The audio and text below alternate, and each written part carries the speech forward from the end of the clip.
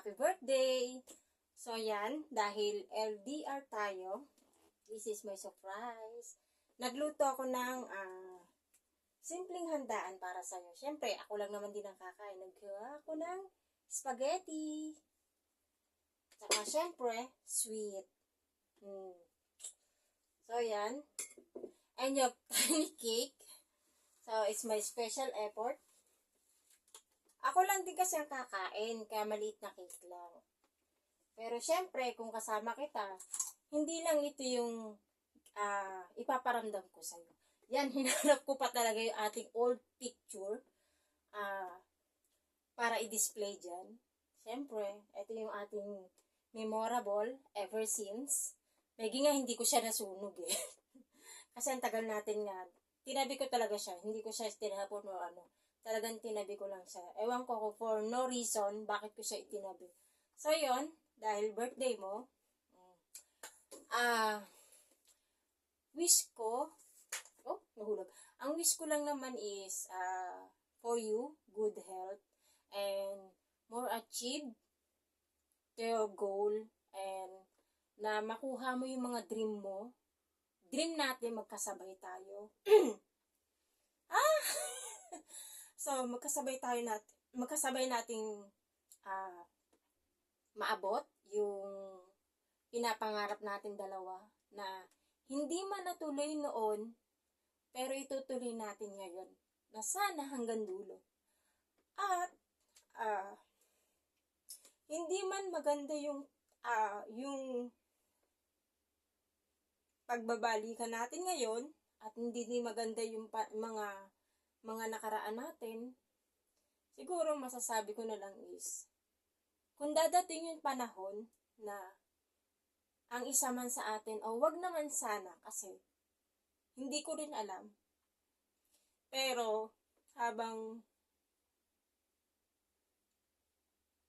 nasa akin ka, mamahalin kita ng gusto. Ipaparamdam ko sa'yo kung paano ako magalit, kung paano ako magselos. Siyempre, kung nandun din yung mga bagay na hindi pagkakaunawaan, lagi alam kong mahaba ang pasensya mo. Siguro hindi ka rin naman ibabalik sa akin ni God kung walang dahilan. So, yon is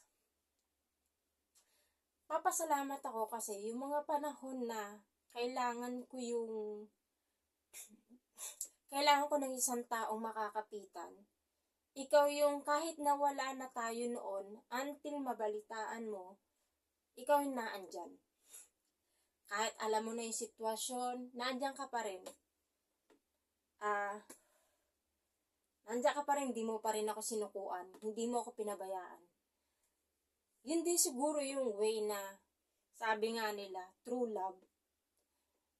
Alam ko yung true love is more difficult to us kasi nga alam mo yung sitwasyon natin. So, habang ganito is masasabi ko na lang, I'm thankful na naandyan ka sa tabi ko. Kung araw-araw man ako nagagalit or araw-araw ako nagseselos, siguro dahil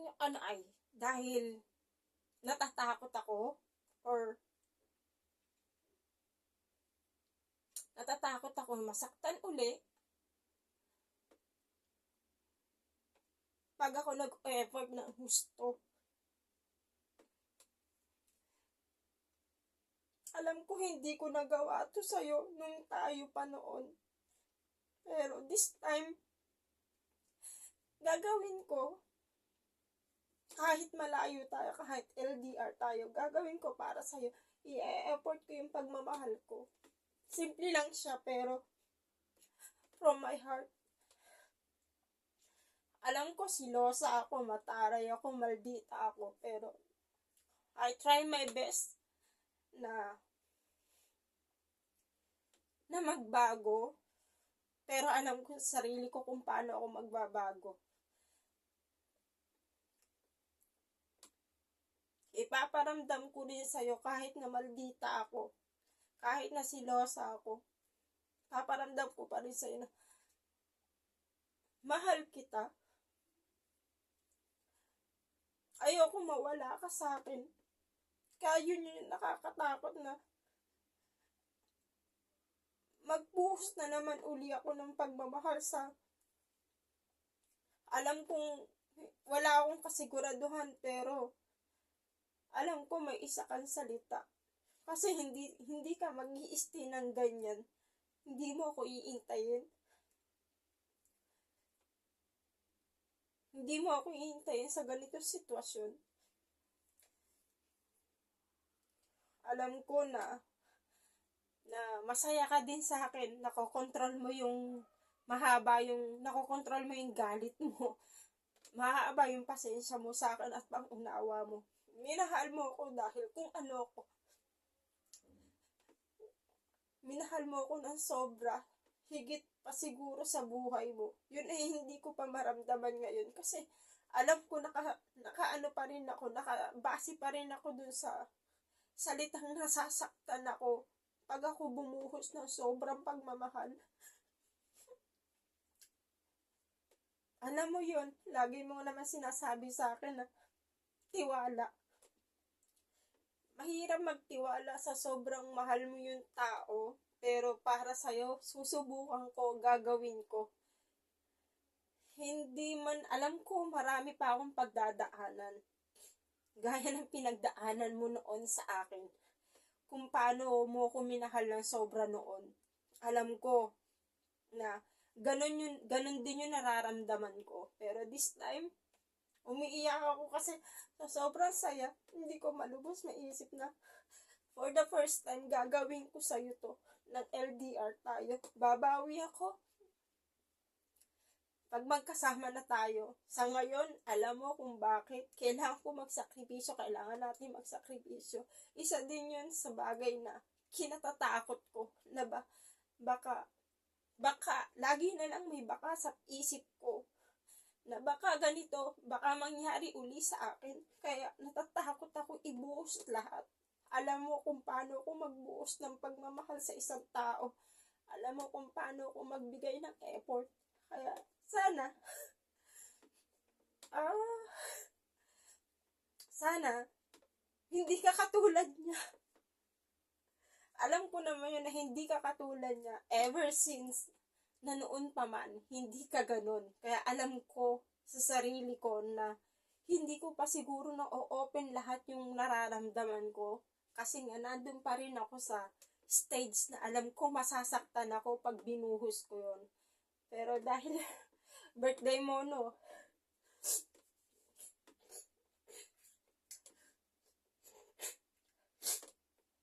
So, yun.